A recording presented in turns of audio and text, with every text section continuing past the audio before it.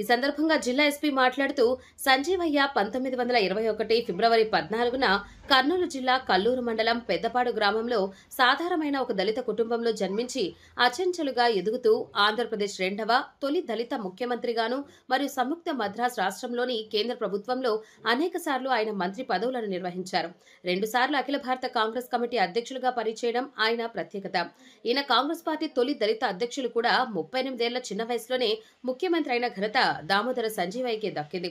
1976లో ఎన్నికల ప్రచార సమయంలో విజయవాడ నుంచి హైదరాబాద్ కు వస్తుండగా రోడ్డు ప్రమాదానికి గురయ్యారు. ఆ ప్రమాదం నుంచి పూర్తిగా కోలుకోలేక 1972 మేడిన ఢిల్లీలో గుండెపోటుతో మరణించారు.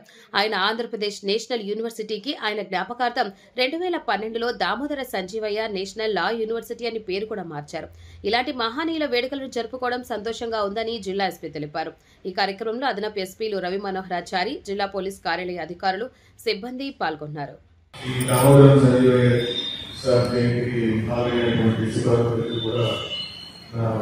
నమస్కారాలు.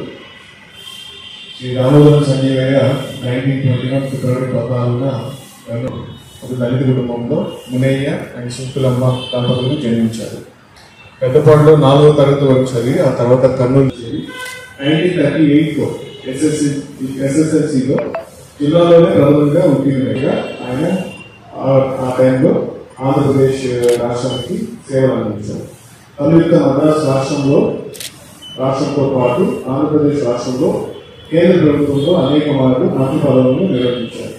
2 సార్లు అఖిల భారత కాంగ్రెస్ కమిటీ అధ్యక్షులు అవడమే కాకుండా ఈయన కాంగ్రెస్ తొలి దళిత అధ్యక్షుడిగా కూడా విధులు నిర్వహించారు. ముఖ్యమంత్రి అయిన ఘనత ఈయనకే దక్కింది.